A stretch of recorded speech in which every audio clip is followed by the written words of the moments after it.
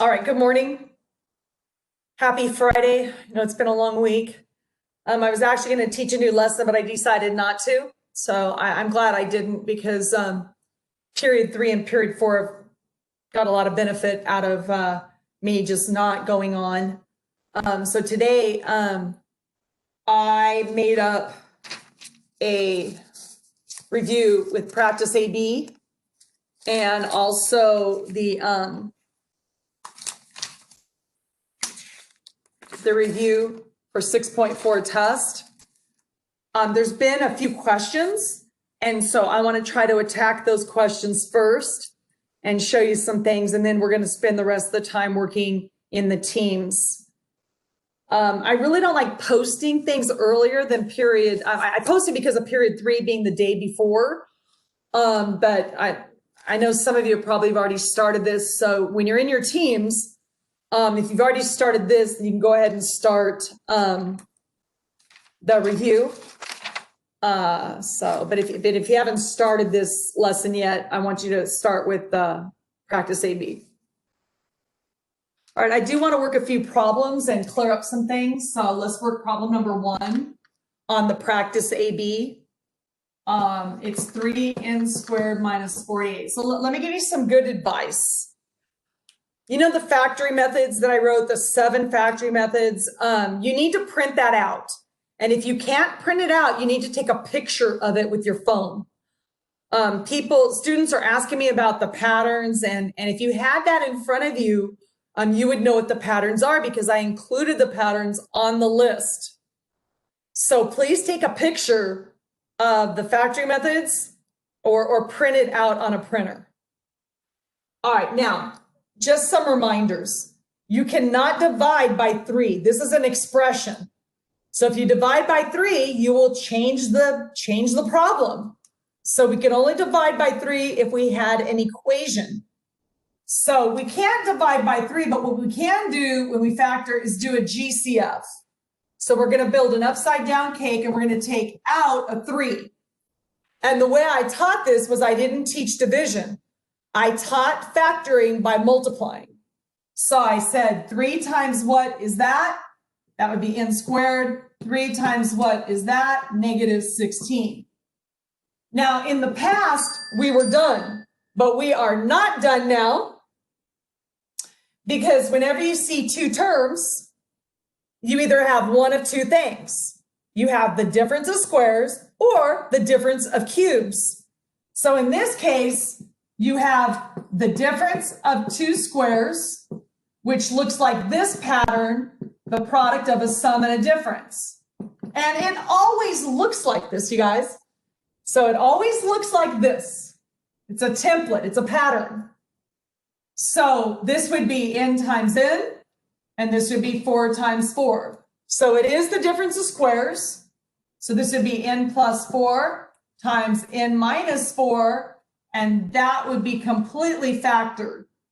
Now, with these simple ones, you're going to get to the point where you're not going to do this step. You're just going to go, you're going to see, notice that is the difference of squares, n plus 4 times n minus 4. So do not do that unless you're really good at this. But you should be able to look at these simple ones and write it right away.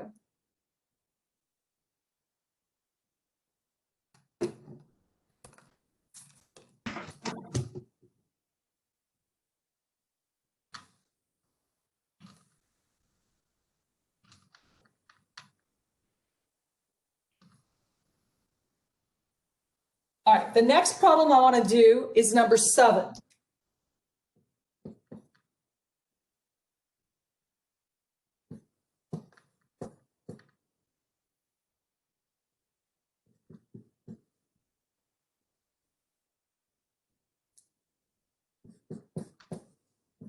So once again, you do not want to divide by 3. You want to do a GCF and take out whatever is common in all 3 terms, which is a 3b. Now, just a reminder, when you multiply monomials with the same base, you keep the base and add the exponents. So remember the rule. When you multiply monomials, you add the exponents.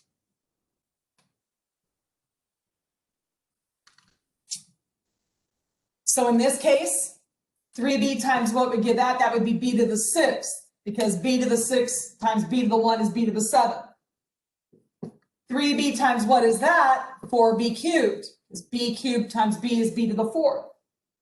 And then this times what gives that would be a 4. Now, it does look like we're done. However, this, whenever you have a pattern like this, 6, 3, 12, 6, 4, 2, a lot of times it's something called quadratic form. And even though this is not a quadratic, we can use factoring method 5 to try and get it. So you just look at this and go, okay, b cubed. Let's put a 2 and a 2. And sure enough, when you do that, you FOIL, you get b to the 6th plus 2b cubed is 4b cubed plus 4, and there you go. These are irreducible factors. This can also be written like this. It doesn't matter which way you write it. Now, the reason why I'm not focusing on this a lot is because you do not see this very often. So 1 in a million, you know, you might see a quadratic form. I didn't even know it was on this practice AB. They threw it in there though. So 1 in a million problems, you might have something that looks like a quadratic that you could just factor in your head.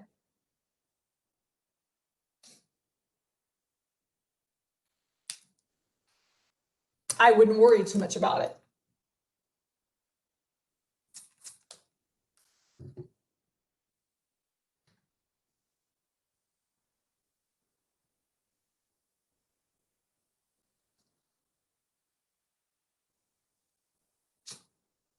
All right, the next problem I want to do is problem number 16.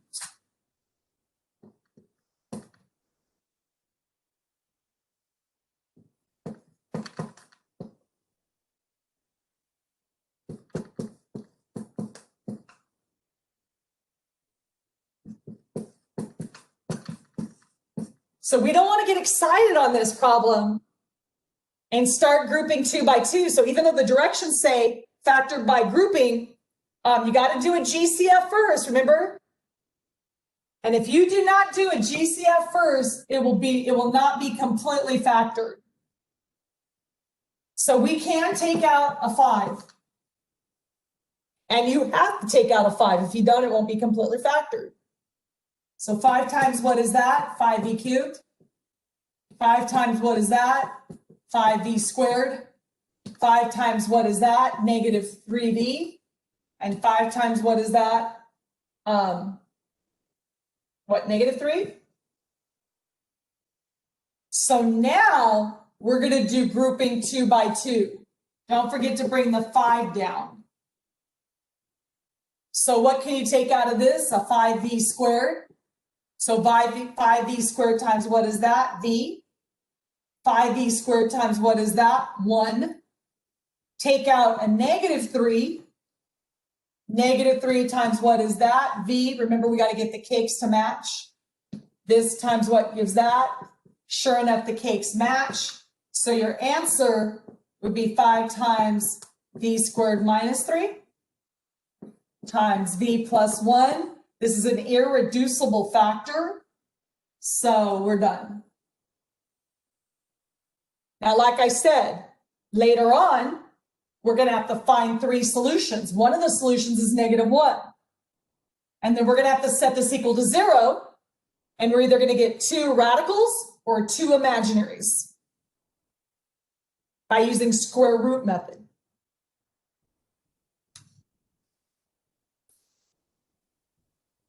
Okay, now I'm going to show you another problem, but I'm not going to work it.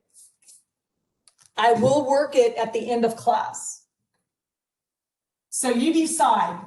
You can try to attack it, or you can skip it and wait until the end. But I want to show you this problem. It's problem number 11.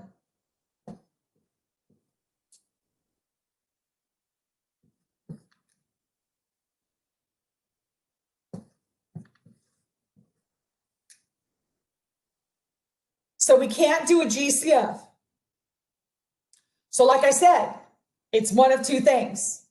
It's either the difference of squares or it's the difference of cubes. And guess what? It's both. So this would be x cubed squared is x to the 6th. And this would be 8 squared. Over here, this would be x squared cubed and 4 cubed.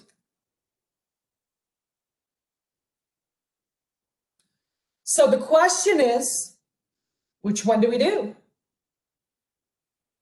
And shouldn't we get the same answer on both? If we completely factor, shouldn't we get the same result? All right, so like I said, I'm going to do these at the end of class. I'm going to do both of them, but it's up to you whether you want to skip it for now or you want to attack it. This is a higher level concept, so it's up to you. All right, now, before I let you go into your teams, does anybody want me to work a problem from lesson 6.4?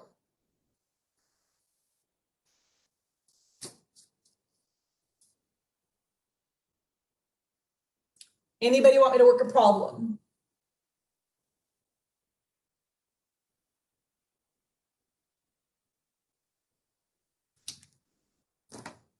Okay, well, this is 5th period. We are done at 12:10.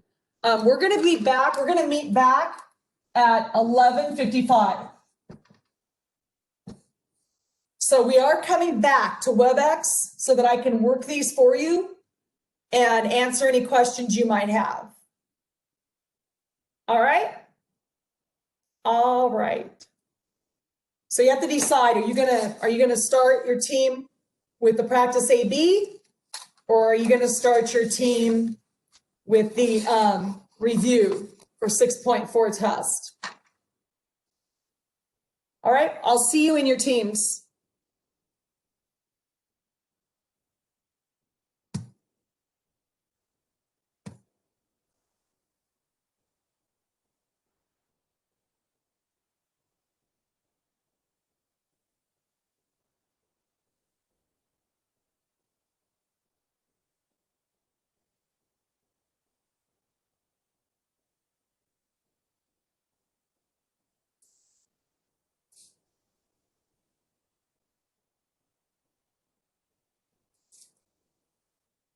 All right, hopefully you made it back.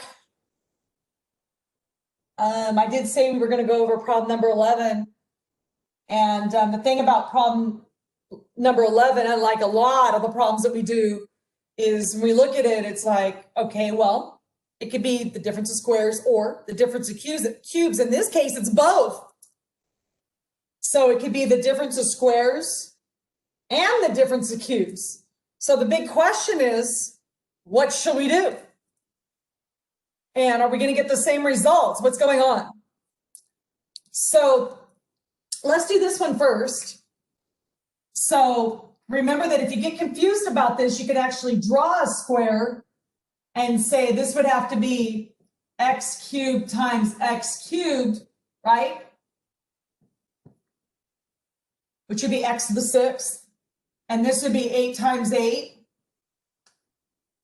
or 64. Now, if it is the difference of squares, which it is, it's going to be the product of a sum and a difference.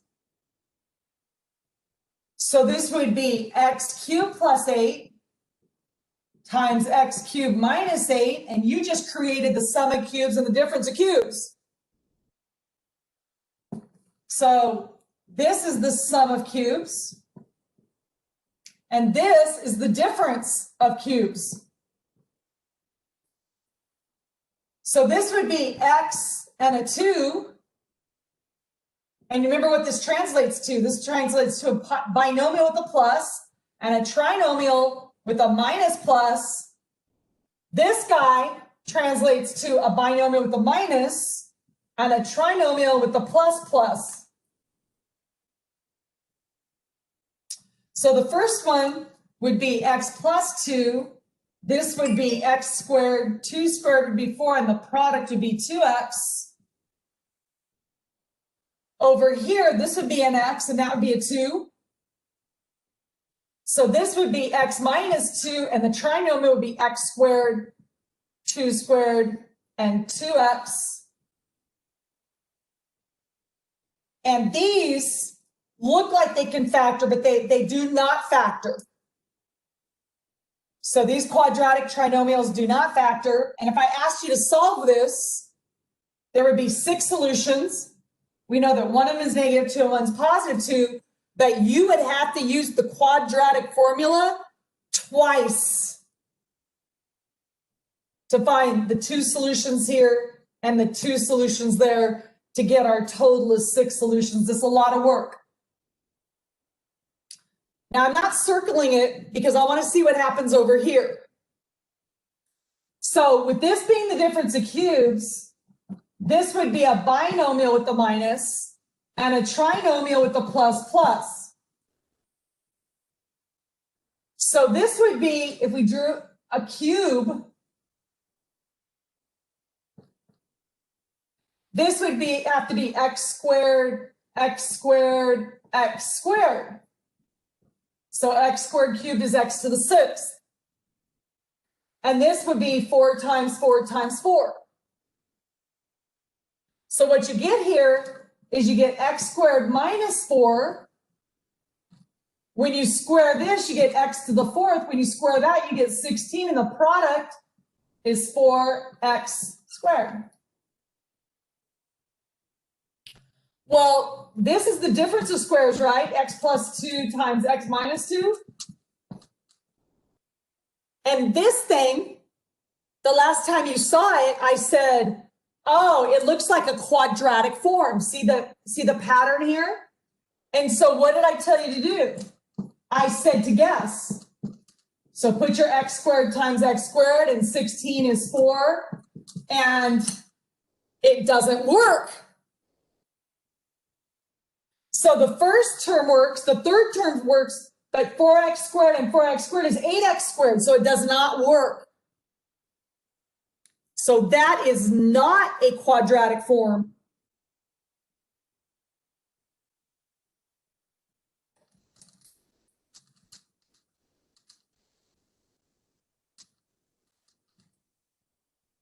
So back to this. It looks like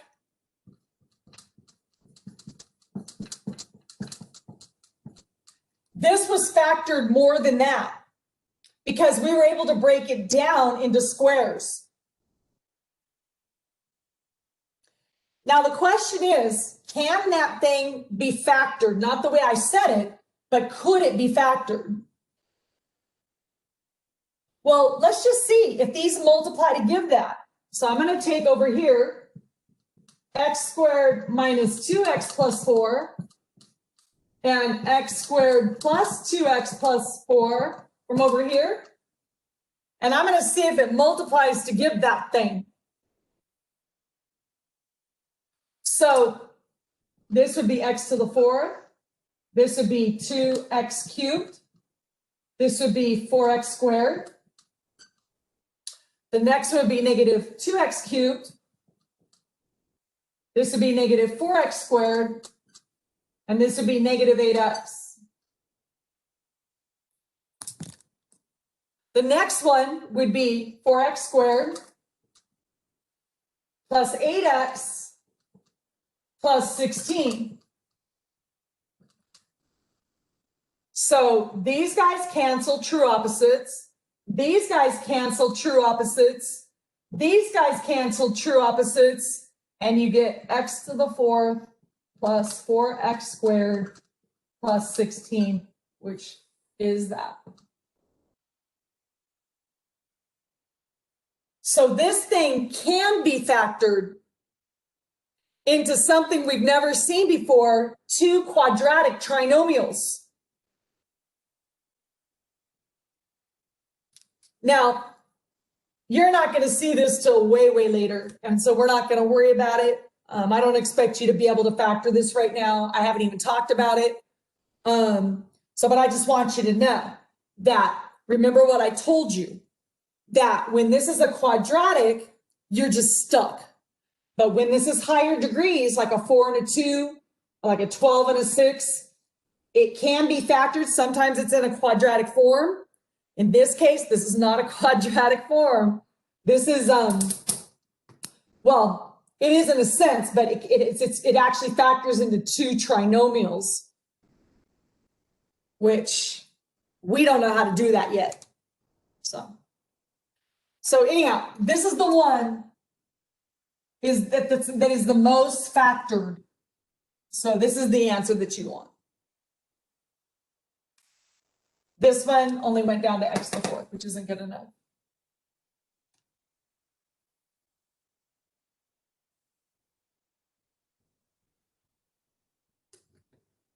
All right, anybody want to ask me any question about this, or anybody want me to work another problem? Can number 19 on practice AB? Yeah. I would really rather you guys look at it though. But I can help you out, I guess.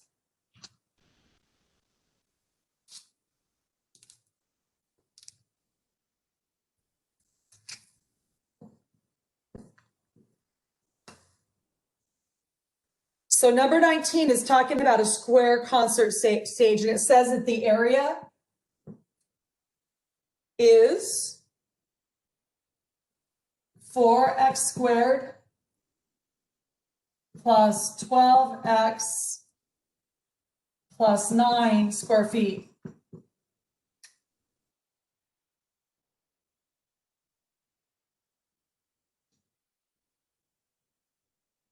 So what do you know about a square? They're saying that this thing should be cx plus d, and this thing should be cx plus d. So what do you know about a square?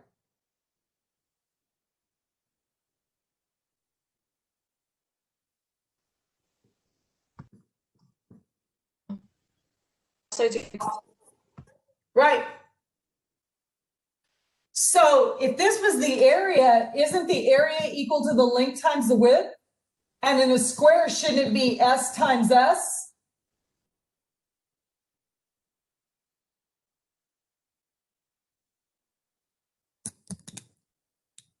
So can't we factor this?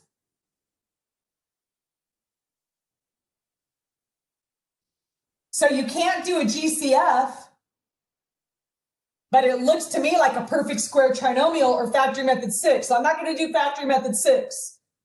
I'm going to see if this is a perfect square trinomial. So the first one's a square, 2x times 2x. The third one is a square. And if you take this 2x and the 3, you get 12x. So this is a perfect square trinomial, which is 2x plus 3, which means 2x plus 3 times 2x plus 3. So they wanted to know, it says find an expression for the perimeter. Well, all of this is the area, but we know that the perimeter would be the sum of all the sides, right? And another way to write this would be 4s, correct?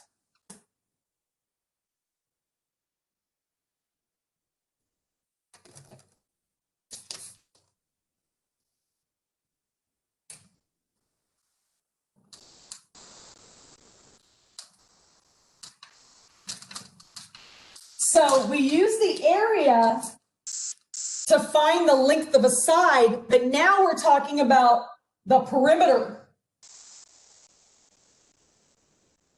So wouldn't the perimeter in terms of x be 4 times the side.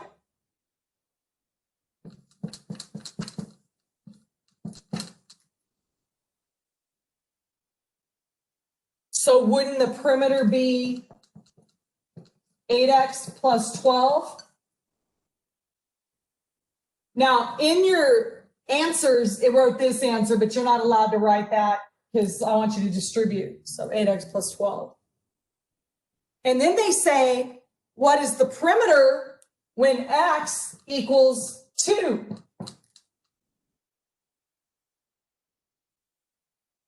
So that would be 8 times 2 plus 12.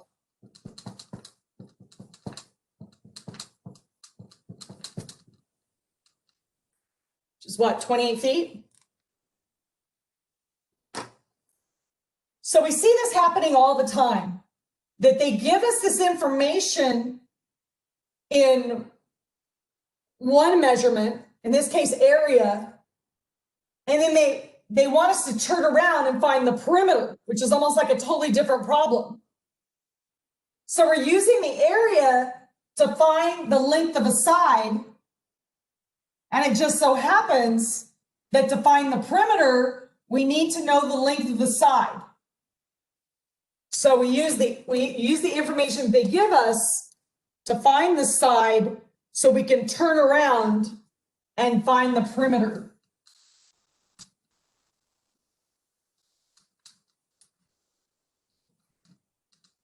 Do you get what I'm saying? So it's like the area doesn't really have anything to do with the perimeter, but what they have in common is to find the area, you need to know the side times the side, and with the perimeter, you need to be able to add the sum of the sides.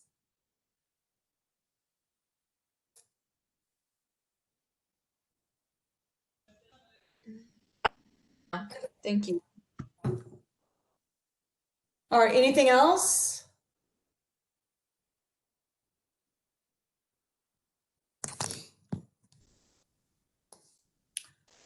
All right, well, good job in the teams today. One of the teams today was using a whiteboard. I'm afraid they're going to put me out of a job.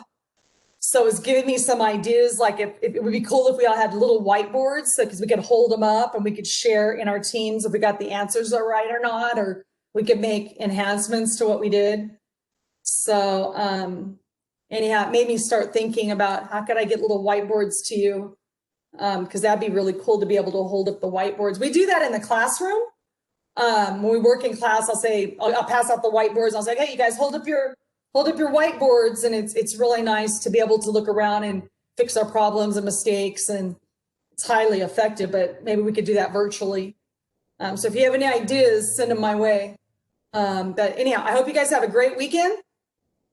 Stay safe in whatever you're doing, and good job today. Okay, good job. Have a good weekend, okay? All right, I'll see you guys soon. Bye, April. Bye, guys. Have a good weekend.